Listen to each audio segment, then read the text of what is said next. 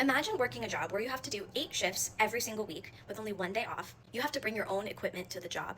You have to train for years and years and years on your own to be able to do this job. And in fact, it costs usually hundreds of thousands of dollars to get all of the training required to be able to do this job. You have to work holidays for no extra pay. You only get 1 shift off every 4 weeks if you need to take a break because you're sick or whatever it is. You only get 1 week of vacation every 6 months you've worked. And then they said, we actually want to pay you less. We want to take away this small amount of physical therapy that we were providing to help sustain you, and we want you to do some of your work for free. That is called being on Broadway right now.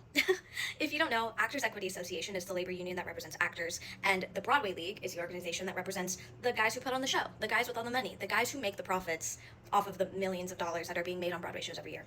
And right now, these two organizations are in negotiations for the contract for actors who are on Broadway currently. The Actors Equity is essentially asking the Broadway League to provide the tools necessary to meet the extremely high and getting higher demands that the Broadway League has of actors. Right now, some actors are doing like 16 shows in a row without a day off and not being paid if they have to call out.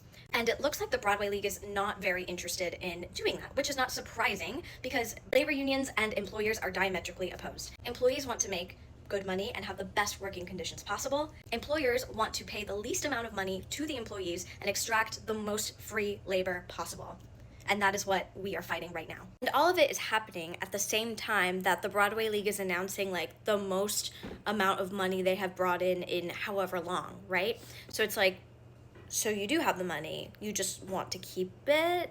I don't know what is going to happen. I can't go into all the details about what I am aware of happening in these negotiations, but it's really important that you stay informed and involved and know that this is not actors being greedy by any means. Actors are performing on holidays, on birthdays, missing family events, weddings, and barely making enough to get by here in New York City.